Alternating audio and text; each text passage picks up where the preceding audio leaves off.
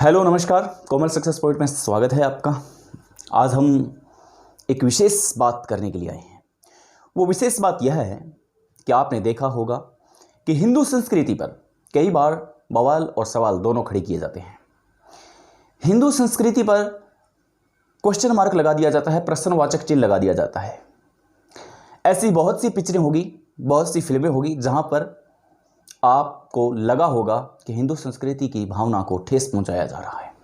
लेकिन इस पर सवाल भी बहुत उठते हैं, पुतले फूंके जाते हैं और फिल्म पोस्टर भी जलाए जाते हैं। लेकिन ऐसा करके आपको पता होना चाहिए कि वो पिक्चर हिट हो जाती है। यानी कि हम किस दिशा और किस दशा की ओर जा रहे हैं ये आप खुद सोच सकते हैं। जब हम ऐसी बातें करते हैं तब हमारे सामने सिर्फ एक प्रश्न खड़ा होता है कि क्या हिंदू संस्कृति में सिर्फ कोई आवाज़ उठाने वाला है ही नहीं। आपने देखा होगा कि पीछे कुछ समय से पीछे फिल्में जो बनती आ रही है वो सिर्फ और सिर्फ हिंदू संस्कृति को टारगेट करके एक आधा सीन ऐसा बनाया जाता है जिसमें उनकी भावनाओं को आहत किया जाता है।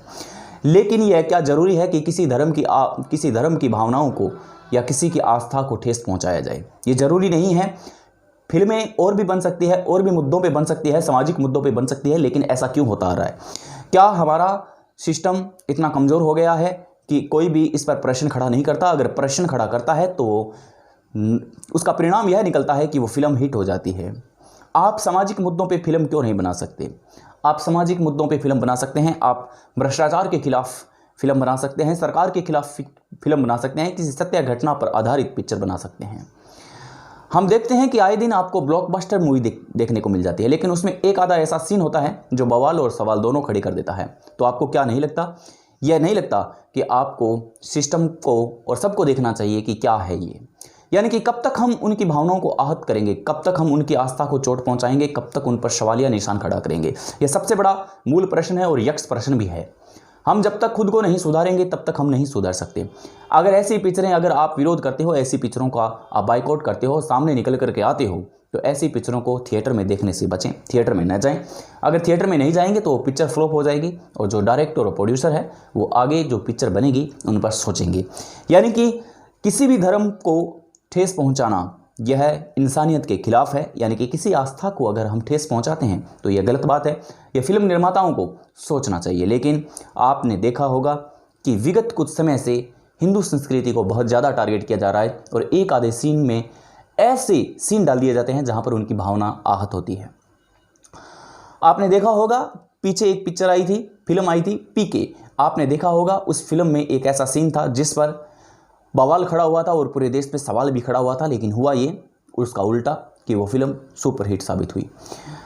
अगर हम ऐसी धार्मिक भावनाओं को आहत न पहुंचाते हुए अगर ऐसी कोई सामाजिक पिक्चरें बनाते हैं तो क्या वो नहीं चलती? यह सबसे बड़ा प्रश्न है। लेकिन उस प्रश्न का उत्तर हमें तभी मिलेगा जब हम खुद सोचेंगे। अगर हम खुद नहीं सोचेंगे तब तक हमारा कुछ नहीं हो सकता। हम सोचेंगे, हम समझेंगे तभी कुछ हो सकता है। हम हमारे देश को बचा सकते हैं, हम हमारी संस्कृति को बचा सकते हैं।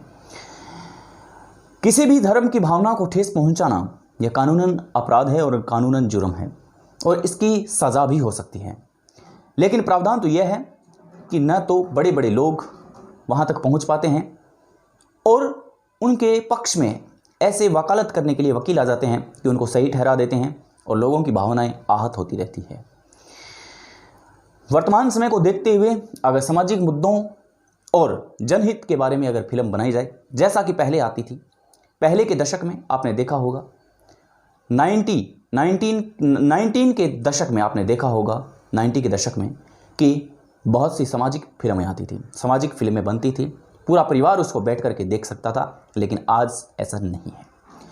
आज ऐसा बिल्कुल भी नहीं है और न ही हम हमेशा यह बात स्वीकार करते आ रहे हैं कि टीवी के आगे बैठना कानूनन अपराध हो गया है। क्योंकि किस वक्त कौन सा सीन आ जाए, हमें कब शर्मिंदा कर दे, यह आज की फिल्मों में गारंटी नहीं है।